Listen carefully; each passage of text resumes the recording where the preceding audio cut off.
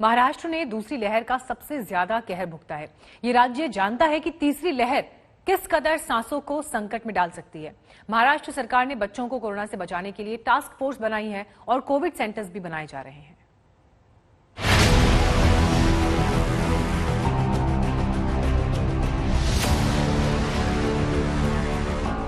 ये मुश्किल घड़ी है क्योंकि महामारी बड़ी है और अब बच्चों के सामने विभीषिका बनकर खड़ी है।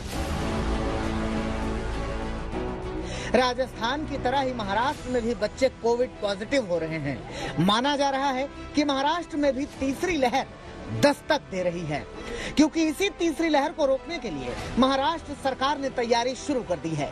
आशंका पहले ही जताई गई थी कि तीसरी लहर में सबसे ज्यादा संक्रमित बच्चे होंगे। इसीलिए उद्धव सरकार ने एक स्पेशल पीडियाट्रिक टास्क फोर्स का गठन किया। ये पीडियाट्रिक टास्क फोर्स बच्चों के लिए कोविड केयर सेंटर बनाएगी। उद्धव ठाकरे ने इसी टास्क फोर्स के साथ आज बैठक की और आगे की रणनीति पर चर्चा की। नागरिकांना आवाहन करतोय, केवळ मुलांसाठीच नव्हे तर आधुनिक कोरोनाचा धोका टळलेला नाही, तिसरी लाट येऊ नये हा आपला प्रयत्न आहे। मात्र त्याच्यासाठी आपली तयारी सुरू आहे। बच्चों के लिए टास्क फोर्स जो कोविड सेंटर बनाएगी उसमें पीडियाट्रिक वेंटिलेटर्स और दूसरी जरूरी चीजों का इंतजाम होगा।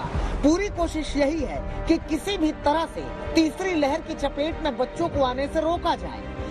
बच्चों में टीकाकरण नहीं हो रहा है, इसलिए अगर उनको कोरोना बाधित हो जाता है तो हम उनके लिए क्या कर सकते हैं, इसके लिए हम उनके लिए खास तौर पर एसएनसीयू जो बेड्स है वो एसएनसीयू बेड्स हम खास तौर पर लगा रहे हैं। और दूसरी बात ये भी है कि पीडियाट्रिक टास्क फोर्स हम बना रहे हैं। उनका जो मार्गदर्शन रहेगा, उनकी जो भी गाइडलाइन रहेंगे, उनके मुताबिक हम उसके मेडिसिन जो लगेंगे, क्योंकि बच्चों के लिए अलग तरीके से मेडिसिन लग सकते हैं, उनके वेंटिलेटर्स अलग तरीके से होते हैं। तो ये वेंटिलेटर्स हो, ये मेडिसिन हो, उसकी भी तैयारी करना उतनी ही जरूरी है। तो और छोटे बच्चे होते हैं, उनको उनके माँ के साथ रहना पड़ता है, तो ऐसे वक्त किस तरह से तैयारी करना जरूरी है, ये सब के बारे में पूर्व सोच होना जरूरी है और प्री प्लानिंग होना जरूरी है। इसीलिए ये टास्क फोर्स हम बना रहे हैं और टास्क फोर्स का जो मार्गदर्शन रहेगा हम जल्द से जल्द उस हिसाब से करेंगे। पीडियाट्रिक टास्क फोर्स सिर्फ कोविड केयर सेंटर में बच्चों की देखभाल ही नहीं करेगी, बल्कि बच्चों के इलाज के पैटर्न की भी स्टडी की जाएगी।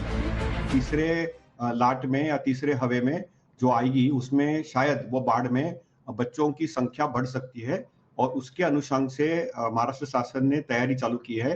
उन्होंने पीडियाट्रिक जो शिशु रोग तज्ञ जो है उनकी एक मीटिंग बुला के, उनके सब एक्सपर्ट्स को बुला के उनके साथ एक विचार विमर्श करके उनकी एक प्रोटोकॉल और गाइडलाइन बनाई है ट्रीटमेंट के लिए, प्रिवेंशन के लिए।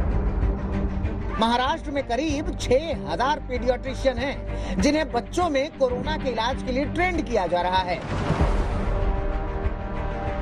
कोरोना की पहली लहर के मुकाबले दूसरी लहर में ज्यादा बच्चे संक्रमित हो रहे हैं। तीसरी लहर में बच्चों को और भी ज्यादा संक्रमण होने का खतरा है। कोविड की दूसरी लहर से जूझने के बाद अब महाराष्ट्र सरकार तीसरी लहर के लिए आकलन लगा रही है, जिसमें माना यह जा रहा है कि बच्चों और स्लम पॉपुलेशन में इन्फेक्शन ज्यादा होगा।